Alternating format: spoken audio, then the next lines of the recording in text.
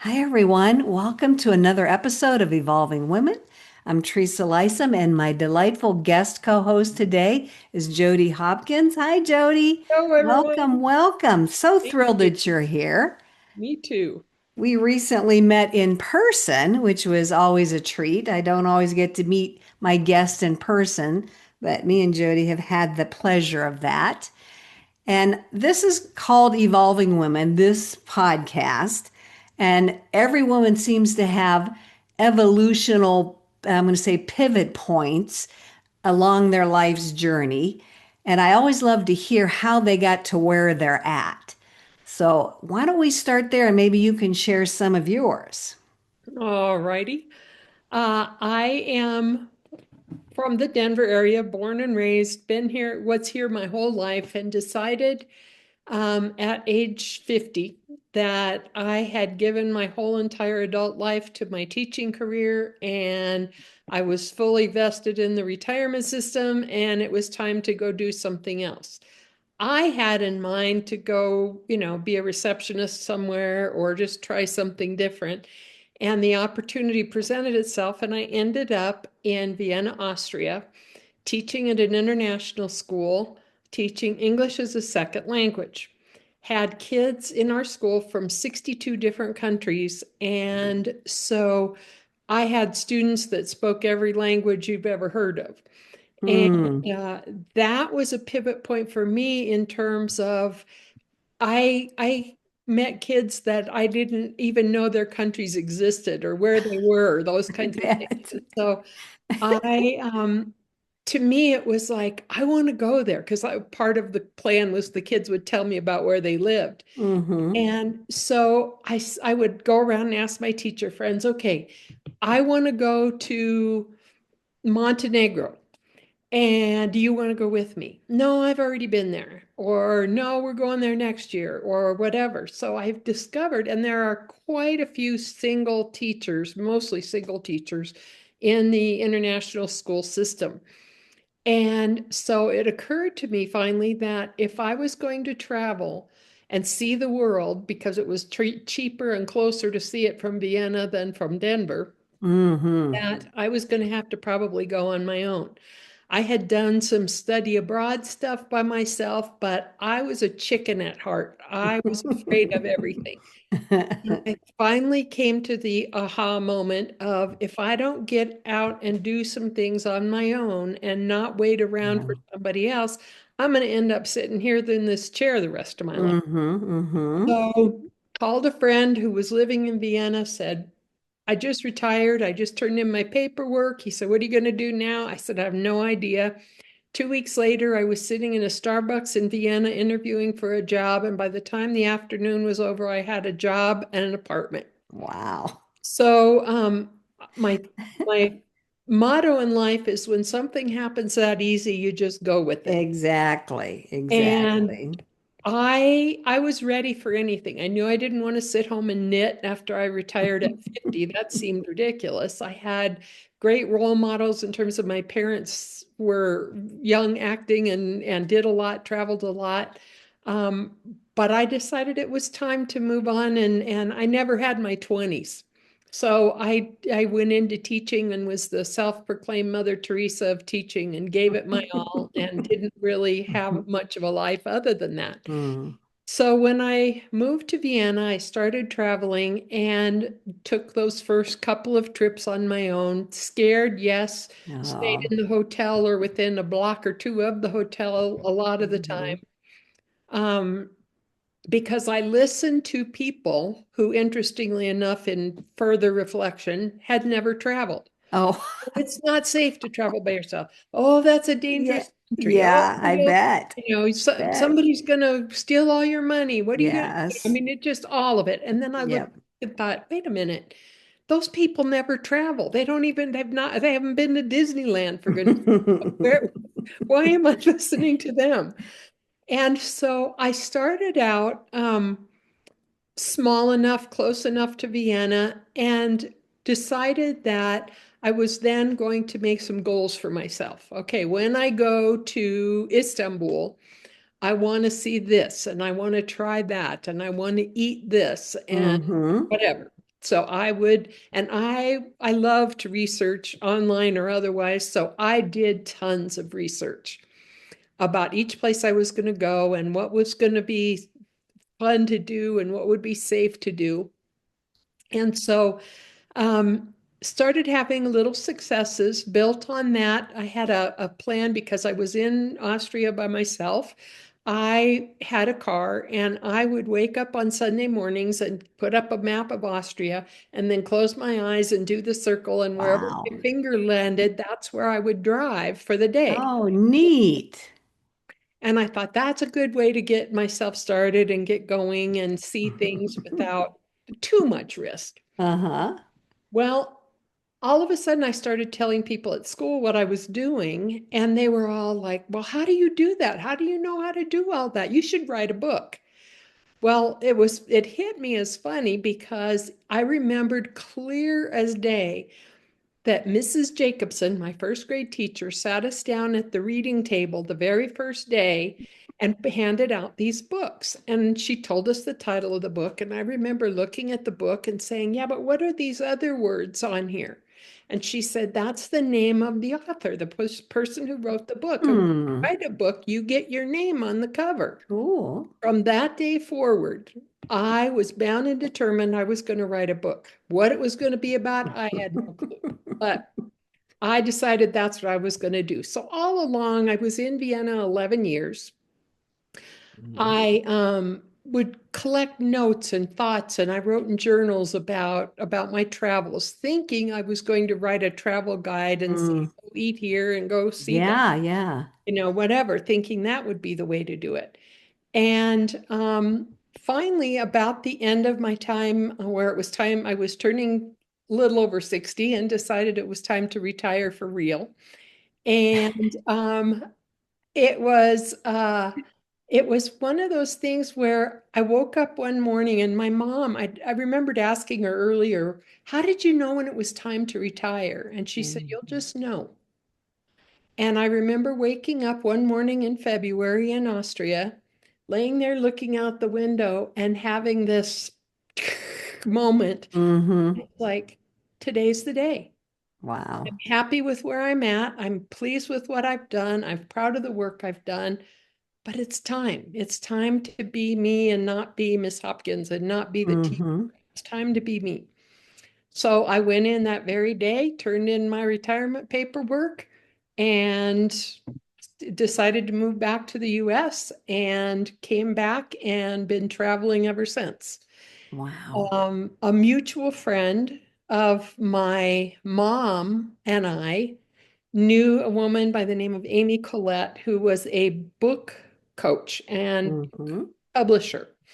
So she said, "Oh, you two need to get together." Well, without notice to either one of us, she arranged for us to be at the same place at the same time. We hit it off like crazy. And about a month later, I started writing my book. Mm. And it came really easily. I knew when I went into this that I was going to call it Journey for One, based on everybody always gets embarrassed to walk in a restaurant by themselves and say table Yes. one. And Yes. there's even books and articles written on how do you say that without saying just one. Hmm. It just puts a negative spin on it that I didn't Mm-hmm. want. Mm-hmm. So Journey for One got started. I ended up writing it in about 3 or 4 months. There it is. And I was so pleased with how it was working, how it was going along. And with my teaching background, I knew that what I wanted to do was do it like kind of like a workbook for kids, where at the beginning, there's always each chapter has a different theme. And each theme has a story, and it's a story usually about my travels, sometimes somebody else's, but mostly mine, where things either went well or they went poorly, and how I handled it and how I dealt with it and all the psychology behind it and all of that kind of stuff. So, wrote the book and put the stories in, put background information, excuse me, statistics and data and psychological information, that kind of stuff in each chapter. And then there was writing prompts, what is it you're afraid of? What is it that Mm, you, I that love you that. need to feel safe? And then there was at the end, like any good teacher, I had a field trip. And that ranged from go to a store you've never been to by yourself before, go to a movie by yourself, go to a cultural event like a concert or a gallery opening by yourself. And then at the end, there was a little thing about what would you do differently, what scared you, that kind of stuff. So the goal was always to have it be that you had a travel companion. It just came in the form of this little blue book. Hmm. And I think the greatest piece of feedback I ever got was somebody wrote and said, I felt like you and I were sitting on my couch drinking coffee, talking about traveling. And it was like, Oh, yay, I did my yeah, yeah. That is a great compliment. Yes.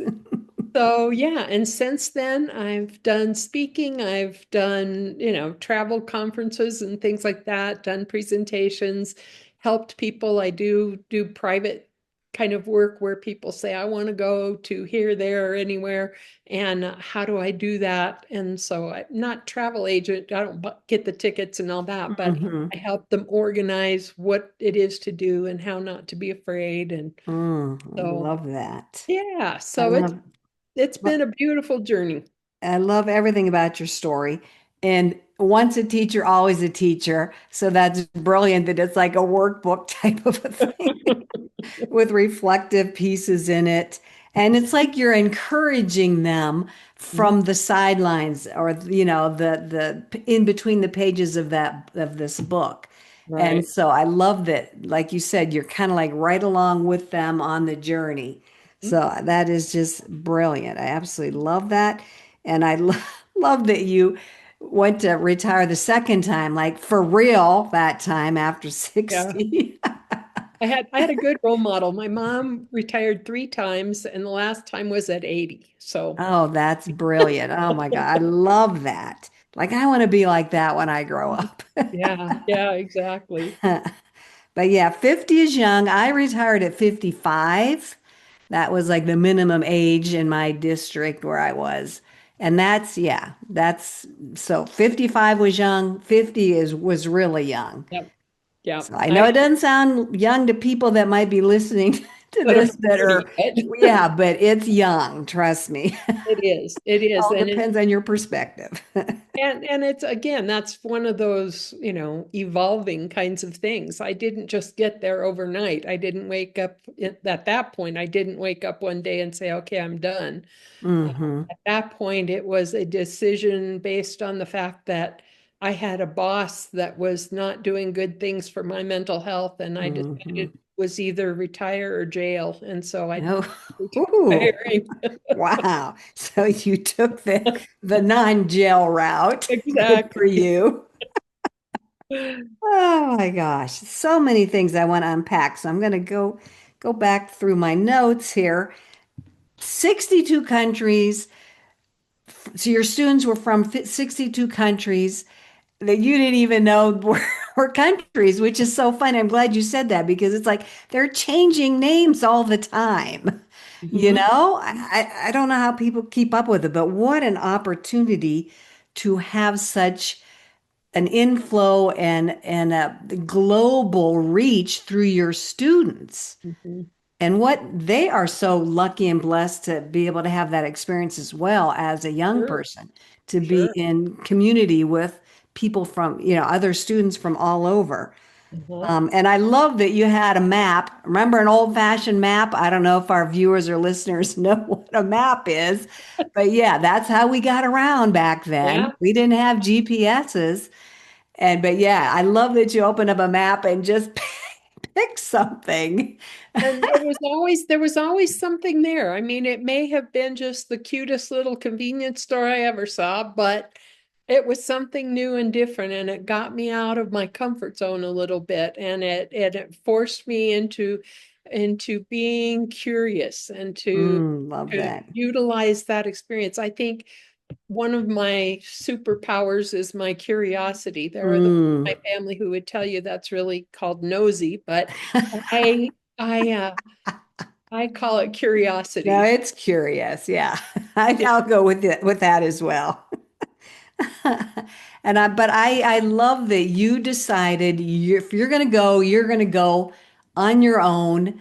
You made that decision because nobody else was game, ready to Mhm, play the game with you. And so I applaud you for that because a lot of us would just step back and like, oh, I guess I'm not going because mhm, I don't have a companion to go with me. mhm. And you're like, no, I'm going. I just have to figure this out.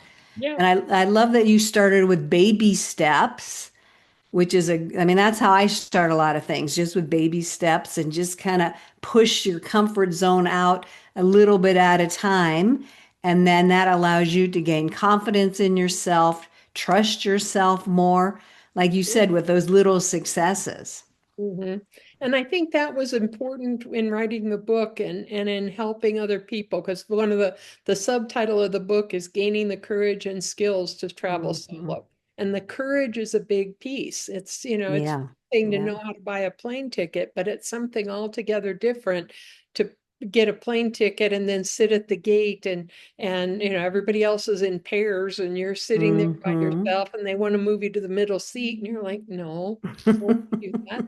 And I was by nature a pretty laid back person and not much bothered me, but I also worried about a lot. And so when I wrote the book, I would say, what's the worst thing that can happen? What's the worst case scenario? Because when I was traveling, that's what saved me and made me not be so afraid.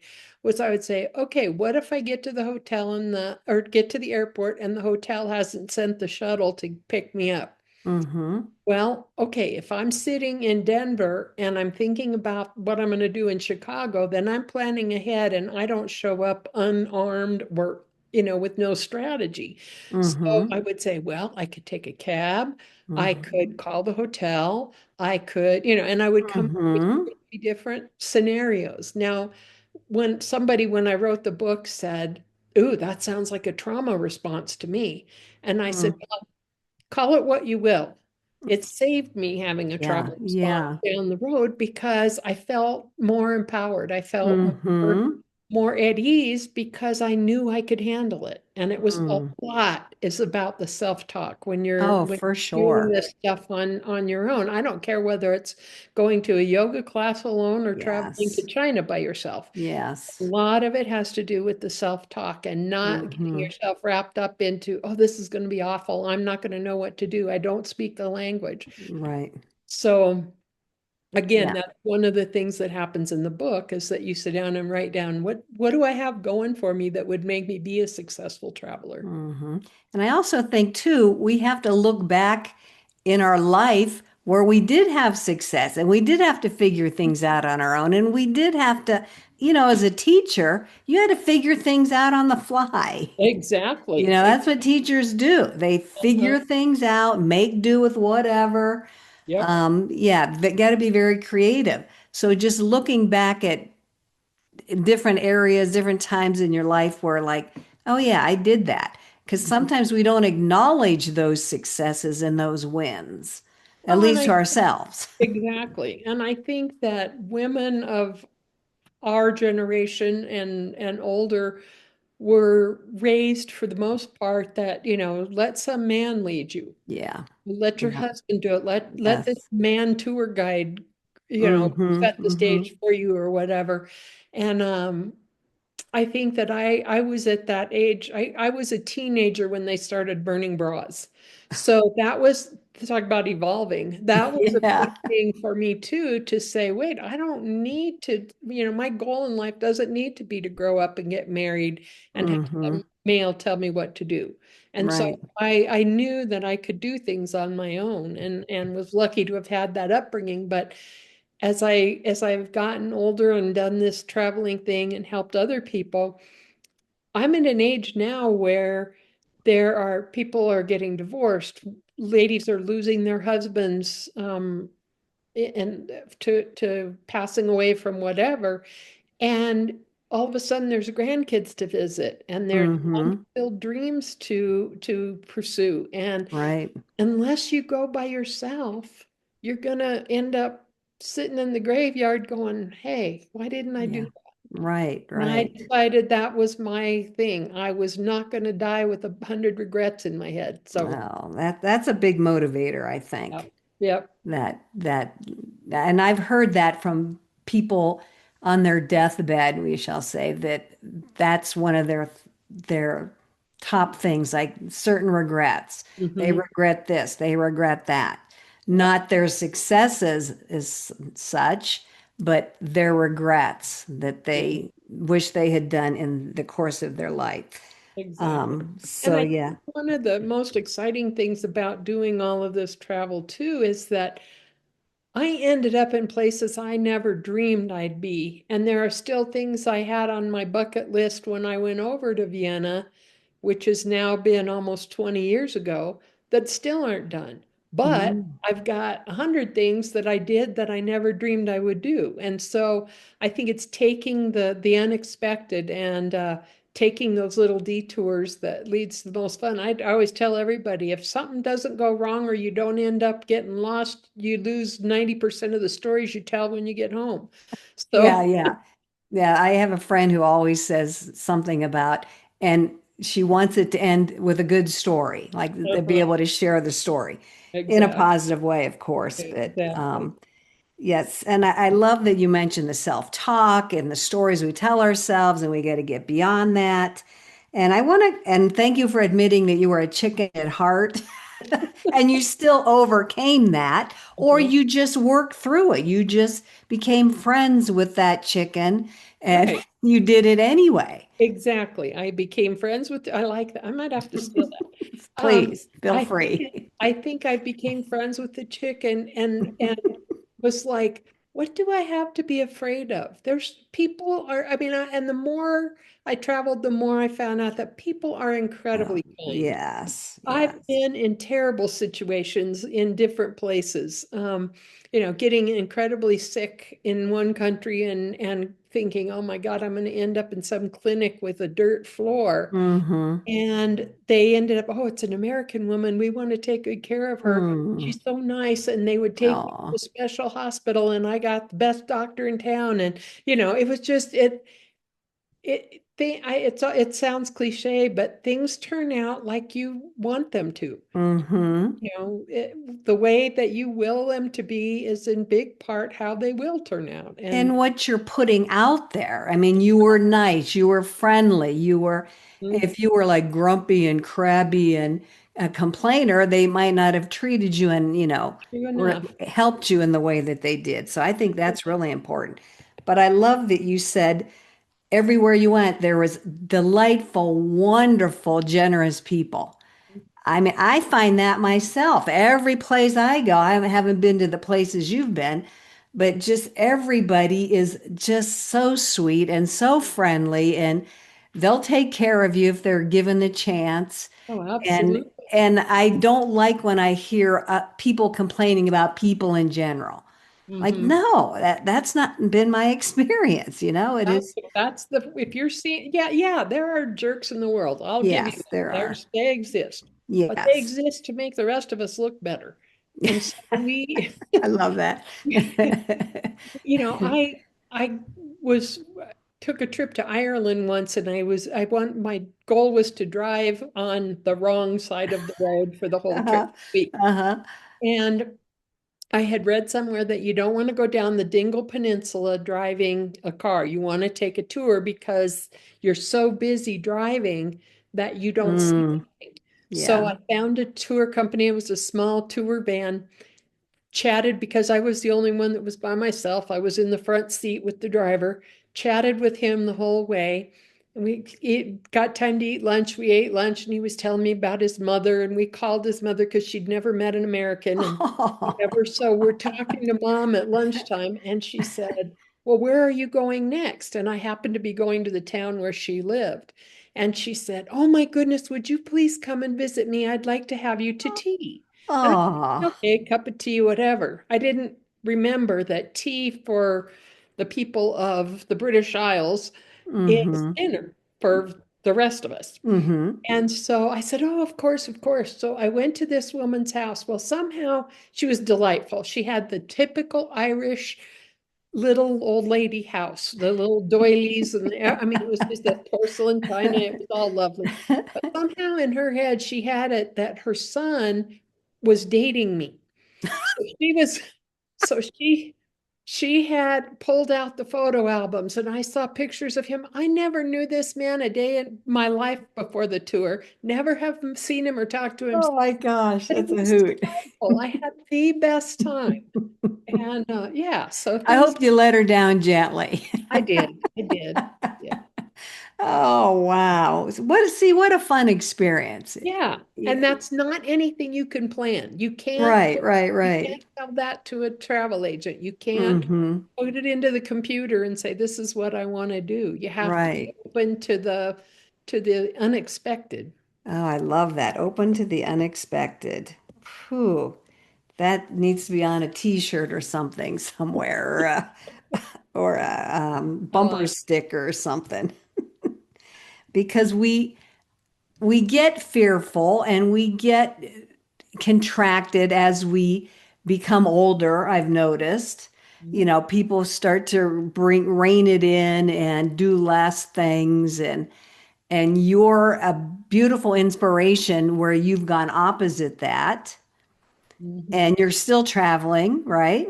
mhm, So you yourself are a delightful, inspiring role model. You said your mom was your role model, and now you're being the role model for those of us who have not traveled alone and those coming up that are younger, a role model for them to just do it. Do yeah. it anyway. Do it on your own. It doesn't matter what age you are, because you might end up doing it anyway, whatever circumstances come your way, you know? So, And even if you don't see the Great Wall of China or hear the bells at St. Mary's or whatever it is you want to do, just that experience of being alone and not having to go through, well, what do you want for dinner? I don't know. What do you yeah, want for dinner? Where do you yeah, want to go? Do you want to go on the roller coaster? No, I don't want to go. Well, I want to go on the I right. mean, when you travel alone, all that's gone. You get to do Yeah. whatever the heck it is you want to do. And so there are, aside from the stamps in your passport, there are amazing benefits. I had a neighbor way back when I was younger. He was a bachelor, and I remember him going to Disney World by himself. And I was thinking, like, that seems kind of odd, because I was a young person, like a teen or something. And I just, after I thought about it, I said, oh my God, he had the best time ever. Because, like you said, he didn't have to worry about anybody else but himself. It was a delightful trip. And just from this perspective, I can see, in what you're saying, I can say, oh yeah, there is an advantage to that. But as a kid, I just sounded really odd to me. Yeah, it does sound odd.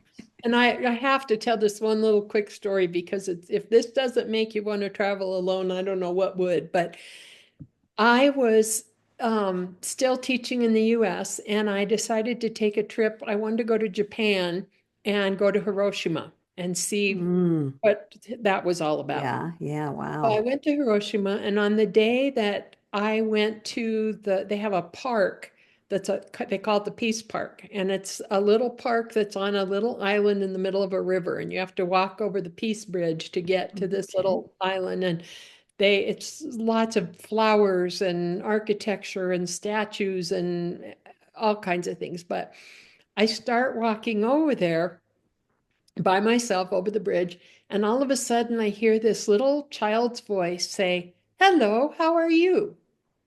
And I thought, oh, somebody's talking to a friend. So I keep, Mm-hmm. then a different little voice says, "Hello, how are you?" And I turned around and looked, and there was a group of eight Japanese school children who were about 9 or 10 years old. Didn't speak a word of, well, they spoke three words of English. Hello, How are you? are you? And I spoke about as much Japanese. And so we just started drawing pictures because that's what I do. If you're having a Pictionary party or a charades party, invite me. I'll win it for you because I that's what I do for a living. And so I start talking to these kids and we're acting things out and whatever. And it was agreed that we would all spend the day together at this park. And I found out later that it was National Field Trip Day in Japan. So school kids from everywhere were on field trips that day. Okay, out and These about. Yeah. these kids were out without their teacher. They were supposed to meet their teacher later. We went and we did the whole park together. And we rang the big giant peace bell and we looked at the folded little paper cranes. There's a story called Mm-hmm. Sudoku and the paper cranes. Mm-hmm. We They have billions of them there. We did Mm. that. We went through this little museum where you get a name of somebody in Hiroshima before the bomb, and you walk through, and then at the end, you put the little paper in the computer, and it lights up and tells you whether that person lived or died after the bomb. Oh, wow. Very touching. And the kids and I Mm-hmm. did all of that. Wow. We ate lunch together. They had their little paper lunches, and then I bought them all ice cream at the end of the day, and we went to meet their teacher. And it was probably the very best day of traveling I've ever had in my, Oh, wow. not again, not something I could Right, ever right. schedule or plan or ask. Oh, wow. That is a beautiful story. And I'm glad you brought up the language thing because I would be hesitant to go somewhere where I did not speak the language. I know it's different now. There's apps and stuff like that. But yeah, back then there weren't those tools and you just had to do your your charades. But to me, that's a little bit intimidating. Like, to be able to communicate what you need. I need to get to the train station, whatever. Mhm. So how would you suggest, overcoming that? I think that I still prefer, I mean, I speak three languages. I speak English, Spanish, and German, but that's a very small portion of the world Right, right. in the big picture. But I think that standing there with your phone and trying to type something in, if it's really important, I have a fever of 105 and Mm-hmm. where do I go? That's one thing. But if you just want to say, oh, that's really a pretty tree, then you do the charades thing. Yeah, Not- be very animated, I guess. And the other thing is that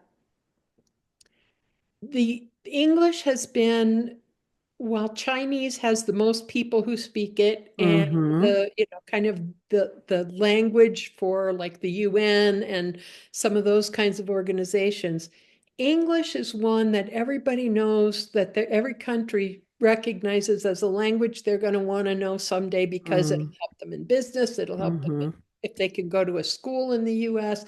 So many, many countries offer English as an option for kids. Like in Austria, living there, you kindergarten through eighth grade, you take English every single year. And so Wow. 90% of the people in Austria speak English to some degree. And you can always find somebody. I've done Doctors Without Borders trips as a translator in Central and South America with, I was the only one that spoke Spanish. And so they were able to do things and find people and get their message across. So it really is not as hard as you think. Okay. A phrase book I think is better than an app because they're organized by topic. So there's things like food, a topic for food. If you're not feeling good and you want chicken soup, you can look at the Mm-hmm. food section, find chicken soup. Mm-hmm. You aren't limited by just this back and forth kind of thing. So I think that, and the other thing I tell people is no matter where you go, whether you're going to Zimbabwe, China, or New York, learn 4 or 5 of the phrases that Ooh. are most important. Please, thank you, hello, goodbye. And, everybody would say, well, teach me how to say, where's the bathroom in Spanish? And Yeah. I don't do that because unless you can understand the answer, it does you no good to ask the That's a question. good point. That's a good point. So, You can learn one word. You can go anywhere in Mexico and go baño, and they know, Hmm. they're not assuming you're there for a tour. They know that you want, and so you can get by. But yeah, I think just a few words and phrases. I'm getting ready to go to Bulgaria in July, Mm. and I'm already online doing a like Duolingo thing for Bulgaria so that I can have a few words and a few phrases and be able to at least be a polite guest. Yeah, yeah. That, and thank you for that because that helps me with my own lack of languages under my belt. And I would feel bad that I wasn't courteous enough to be able to speak in some form or fashion.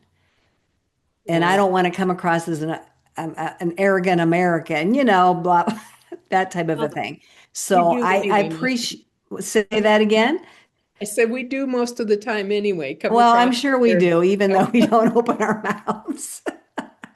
But as being respectful of their language, but thank you for that because I think I was a little intimidated by not knowing the language and not being able to make it through any particular place I was at. But I'm Yeah, hearing you say, don't worry about yeah. it. You'll find somebody and you can, do things like I use a lot of at the hotels, the people at the front desk are hired because they speak Mm, multiple good languages. point. Good And they have point. people in the hotel who speak, whether they're managers or cooks or whatever. And so I would go to the front desk and say, That's a really good I point. need to get a new pair of tennis shoes. How do I ask for tennis shoes? And they would write it down for me.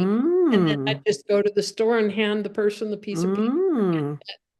get what I needed. There you go. And an old school way of trying to get what you need. And I love that idea of going to a hotel or a hospitality Yeah, place like that. yeah. That's brilliant. That's something I would not have thought of.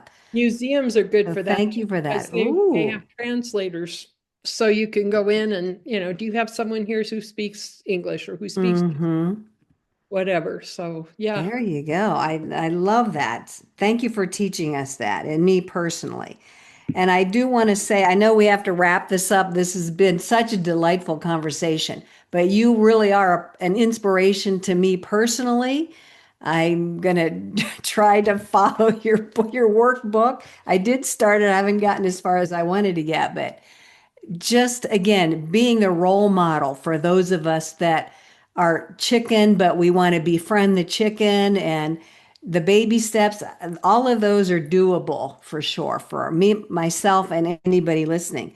Is there anything you want to share? First of all, how can they get a hold of you if You, anybody is interested in that? you can get a hold of me at my email is jhopkins, Hopkins,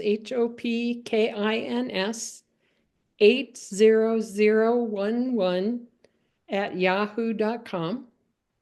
The book is called Journey for One, and it's on Amazon. So you can do it and all over the world. So no matter where you are, you could get it.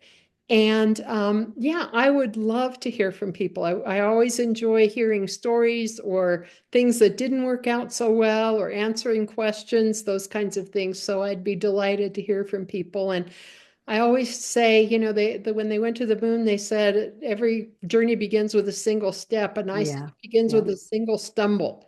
Yeah. You faster down the street when you're stumbling than you do when you're just taking a walk. So start and stumble, and it's okay. You're gonna Love that.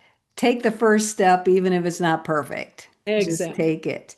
exactly. Um, yeah, and we'll put that information in the description with this episode so that Okay. people can find that easily. I'll even include a link to the book in Oh, there so people can find great. that easily. Anything you want to impart to our viewers and our listeners before we conclude? The world is much smaller than you think. Mm, And there are many, many, many more wonderful people in the world to see. Don't live your life afraid. Be mm. willing to take the little steps, learn how to do it. You didn't learn how to bake a Thanksgiving turkey in a day. You had to Took you a couple years, I'm sure. So give yourself some grace and have patience with yourself. And at least, and if you go through the steps of the book, the last step is an overnight trip to somewhere near you. So I Mm, challenge you to take that overnight trip by yourself to somewhere near you. thank you so much. And I never had to make a turkey, Thanksgiving turkey. So I'm just throwing that out there. I've never done one in my life. Well, bad example for you, but you get the idea. I know, I know. I'm just saying, I'm a little bit proud of that, like that I never had to do it. Yeah, Fortunately, people it's might one of not those, want me to do it. So, well, it's one of those that don't start because you'll be stuck doing exactly, it. exactly. All right, my friend. Thank you so much. This has My been such a pleasure. joy and a delight. And you have shared so many things. I hope it's an inspiration for other people as it is for myself. Thank you so much. Everybody listening, thank you so much for listening. Oh, yeah, but I got to get my little sign in here, do There you all the go. things, subscribe, share. If you know of somebody who might possibly be interested in traveling on their own, please share this episode with them. And in the comments, you can share your stories in there as well. Absolutely, absolutely. And whatever you do, whether you choose to go do it or not, enjoy your journey. Oh, love that. Enjoy your journey. Thank you so much, Judy. Enjoy your journey in a couple of months when you go to Yeah, Bulgaria. How absolutely. fun. All right. Absolutely. Thank you, Jody. Thank you, everybody, for listening in. And we'll see you on the next episode of Evolving Women. Bye bye.